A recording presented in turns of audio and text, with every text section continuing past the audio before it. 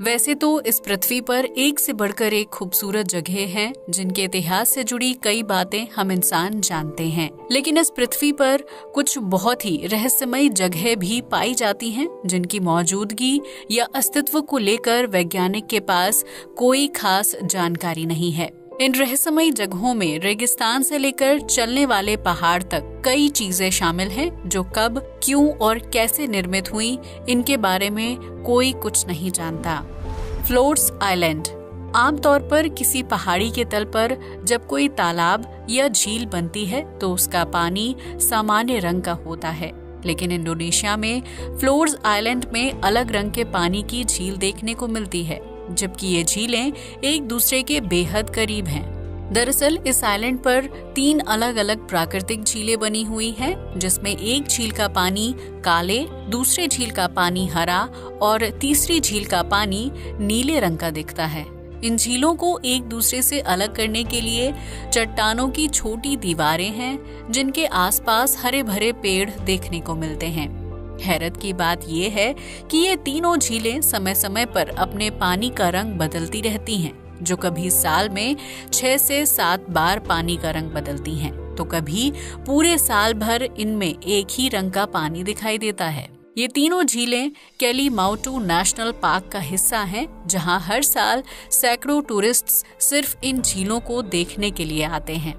वैसे तो वैज्ञानिक इन झीलों के पानी का रंग बदलने की असल वजह नहीं जानते हैं, लेकिन उनका मानना है कि इस नेशनल पार्क के नीचे एक्टिव ज्वालामुखी हो सकते हैं।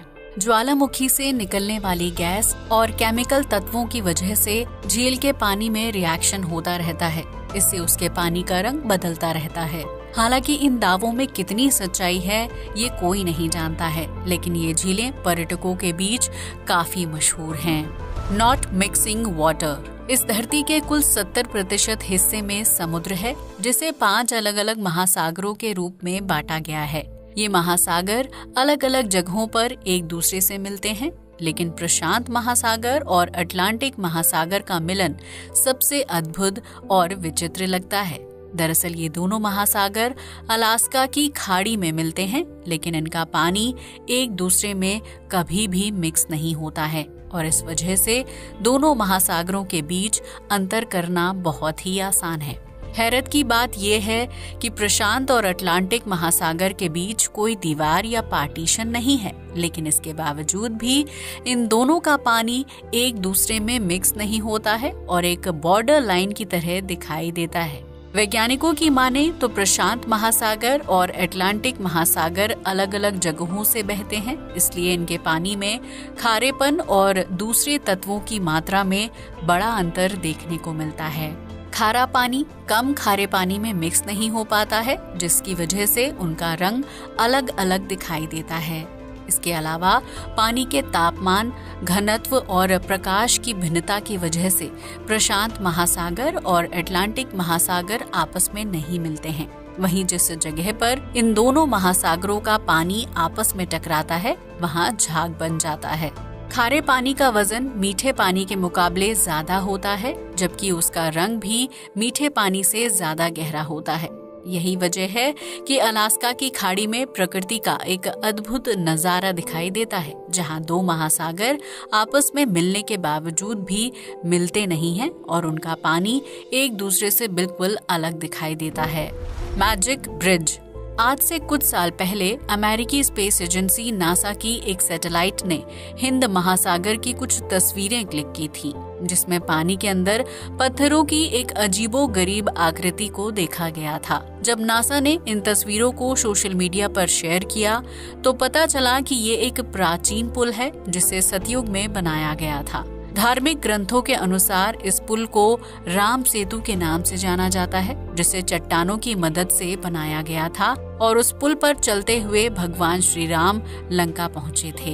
ये पुल भारत को श्रीलंका से जोड़ता है, जिसकी वजह से इस पुल को मैजिक ब्रिज के नाम से जाना जाता है। दरअसल राम सेतु को बनाने के लिए जिन पत्थरों और चट्टानों का यूज किया गया था वो पानी में नहीं डूबते हैं, जबकि उनके ऊपर राम नाम लिखा गया था। उस समय समुद्र का जलस्तर कम था, लेकिन बीतते समय के साथ जैसे जैसे समुद्र का जलस्तर बढ़ता चला गया, वैसे वैसे राम सेतु पानी में डूब गया था।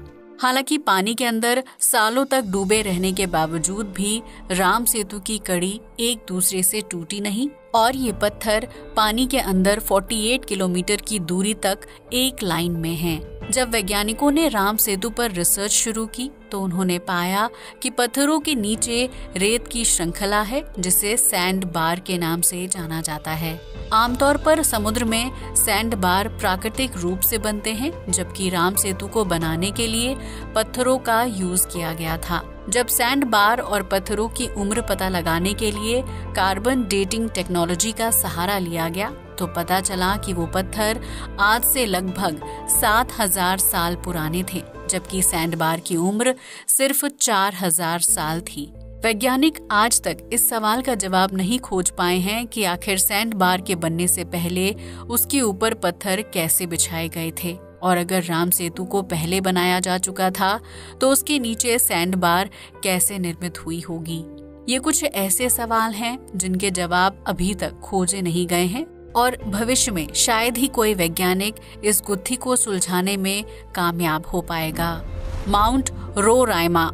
साउथ अमेरिका में माउंट रोराइमा को दुनिया की सबसे अविश्वसनीय जगहों में से एक माना जाता है, जो वैसे तो एक पर्वत श्रृंखला है, लेकिन ये इसकी दूसरी चीज की वजह से फेमस है। इस पहाड़ की लंबाई 2810 मीटर है, जिसके पास कोई नुकीली या पतली चोटी नहीं है, बल्कि इस पहाड़ का ऊपरी हिस्सा बिल्कुल सपाट है और उसके ऊपर कोई भी आसानी से खड़ा हो सकता है। इस पहाड़ से एक झरना भी निकलता है, जिसे दुनिया का दूसरा सबसे ऊंचाई से नीचे गिरने वाला झरना माना जाता है। ये पहाड़ 2 बिलियन साल से भी ज्यादा पुराना है, जिसके टॉप पर चढ़ाई कर पाना किसी भी पर्वतारोही के लिए बेहद मुश्किल काम है। ये पहाड़ साल भर आधे से ज्यादा समय बादलों से ढका रहता है, जिसकी वजह से इसका ऊपरी हिस्सा बहुत कम लोगों को ही दिखाई देता है। वहीं अगर ऊपरी व्यू की बात करें तो पहाड़ के आसपास बादल बहते हुए पानी की तरह दिखाई देते हैं। इस पहाड़ पर सबसे पहली बार साल 1884 में सर एवरार्ड नाम के शख्स ने चढ़ाई करने में सफलता हासिल की थी, जिसके बाद पूरी दुनिया को पता चला कि इस पहाड़ की चोटी बिल्कुल फ्लैट है। वैज्ञानिक आज तक ये नहीं समझ पाए हैं कि इस पहाड़ का ऊपरी हिस्सा सपाट क्यों है। क्या वहाँ कभी कोई इंसान रहते थे या फिर इस पहाड़ के ऊपर भी कोई संरचना थी जो समय के साथ पहाड़ से टूटकर अलग हो गई हो। इन सब सवालों के अलावा वैज्ञानिकों को माउंट रोराइमा पर विभिन्न तरह के जीव जंतु और वनस्पति भी मिली है, जो दुनिया के किसी दूसरे कोने में नहीं खोजी गई है।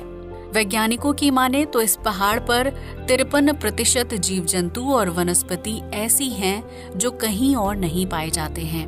ये बहुत हैरत की बात है कि एक पहाड़ पर इतने दुर्लभ जीव और सपाट टॉप कैसे हो सकता है, जिसका जवाब वैज्ञानिक अब तक नहीं खोज पाए हैं। कैराकुम डेजर्ट। मध्य एशिया में तुर्कमेनिस्तान एक सामान्य भूभाग वाला देश है, जिसका एक बड़ा हिस्सा कैराकुम डेजर्ट से कवर है। इस रेगिस्तान में साल भर आसमान से आग बरसती रहती है, जिसकी वजह से यहाँ जीवन पनप पाना बहुत ही मुश्किल है। वहीं इस रेगिस्तान के बीचों बीच जमीन में एक 100 फीट गहरा गड्ढा है, जिसके अंदर 24 घंटे आग जलती रहती है। इस गड्ढे को दरवाजा गैस क्रेटर के नाम से जाना जाता है, जो 17,500 स्क्वायर फीट के एरिया में फैला हुआ है। इस गड्ढे को स्थानीय लोग नरक का दरवाजा यानी डोर टू हेल के नाम से जानते हैं, जहां पिछले 52 सालों से आग धधक रही है। हैरत की बात यह है कि बारिश और आंधी तूफान की स्थिति में भी ये आग बुझती नहीं है, बल्कि तेज हवाओं के साथ इसकी लपटें बड़ा आकार ले लेती हैं और गड्ढे से बाहर झांकने लगती हैं। कैराकुम रेगिस्तान में साल 1971 में सोवियत संघ के वैज्ञानिक खुदाई कर रहे थे। इसी दौरान गड्ढे में अचानक से मीथेन गैस का रिसाव होने लगा था और देखते ही देखते चारों तरफ आग की लपटें उठने लगीं। शुरुआत में वैज्ञानिकों ने सोचा कि गड्ढे में कुछ समय के लिए आग जलेगी, जिसके बुझने के बाद वो खुदाई का काम फिर से शुरू कर सकते हैं। लेकिन कई दिन, हफ्तों और महीनों तक इंतजार करने के बाद भी डोर टू हेल की आग शांत नहीं हुई। जिसके बाद वैज्ञानिकों ने इस आग के गड्ढे को यूं ही खुला छोड़ दिया था।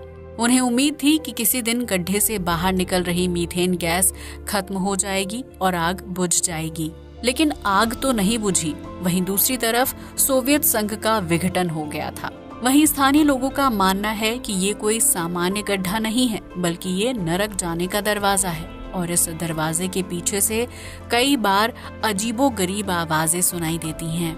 हालांकि वैज्ञानिक इस आग के पीछे मीथेन गैस के रिसाव को जिम्मेदार मानते हैं, लेकिन वो लोग भी नहीं जानते हैं कि आखिर इस गड्ढे में कब तक आग जलती रहेगी और इस जगह पर मीथेन गैस का रिसाव इतना ज्यादा क्यों हो रहा है। वहीं दूसरी तरफ से गड्ढे की आग को देखने के लिए दूर दूर से पर्यटक तुर्कमेनिस्तान पहुंचते हैं, जो बीते कुछ सालों में मशहूर पर्यटन स्थल बन चुका है। हालांकि इस गड्ढे के ज्यादा करीब जाना सेहत के लिए हानिकारक माना जाता है। Walking mountain. क्या आपने कभी किसी पहाड़ को चलते हुए देखा है? शायद नहीं, लेकिन तंजानिया के गोरोनगोरो कंजर्वेशन एरिया में एक ऐसा जादुई पहाड़ है। ये पहाड़ हर साल 66 फीट आगे की तरफ खिसक रहा है, जिसकी वजह से इसकी जगह में लगातार बदलाव होता रहता है। इस हिसाब से देखा जाए तो अगर आप इस पहाड़ को मौजूदा समय में जिस जगह पर देखेंगे, अगले साल तक ये अपनी जगह से 20 मीटर आगे या पीछे खिसक चुका होगा। दरअसल ये एक रेत से बना पहाड़ है जो लगातार मूवमेंट करता रहता है। हैरानी की बात यह है कि इस पहाड़ की रेत को अगर आप अपने घर ले जाते हैं और किसी फ्लैट सरफेस पर रख देते हैं तो उस रेत में मूवमेंट होने लगेगी और वो अपनी जगह से आगे या पीछे खिसक जाएगी। यूं तो दुनिया भर में रेत के कई पहाड़ और टीले हैं, लेकिन तेज हवाओं या तूफान की वजह से कोई भी पहाड़ अपनी जगह नहीं बदलता है। वैज्ञानिकों ने इस चलते हुए पहाड़ की मिस्ट्री को सुलझाने के लिए रिसर्च की थी, जिससे ये पता चलता है कि ये पहाड़ आज से लगभग 30 लाख साल से ज्यादा पुराना है। इतना ही नहीं, ये पहाड़ अपने जन्म के समय से ही अपनी जगह चेंज करता रहता है, लेकिन इसके पीछे असल वजह क्या है और ये पहाड़ अपनी मूवमेंट को कब रोकेगा, इसे लेकर वैज्ञानिकों के पास कोई जवाब नहीं है। वैज्ञानिकों का मानना है कि ये रेत का पहाड़ ज्वालामुखी विस्फोट से निकलने वाली राख से बना है, जो मैग्नेटिक फील्ड की तरफ आकर्षित होता है। लेकिन धरती में तो चारों तरफ मैग्नेटिक फील्ड है, तो दूसरे ज्वालामुखी विस्फोट से निकलने वाली राख मूवमेंट करते हुए अपनी जगह क्यों नहीं बदलती है। तो ये थे धरती पर कुछ ऐसी जगहें जो अपने रहस्यमय व्यवहार की वजह से वैज्ञानिकों को परेशान किए हुए हैं। आज के लिए बस इतना ही। जय हिंद।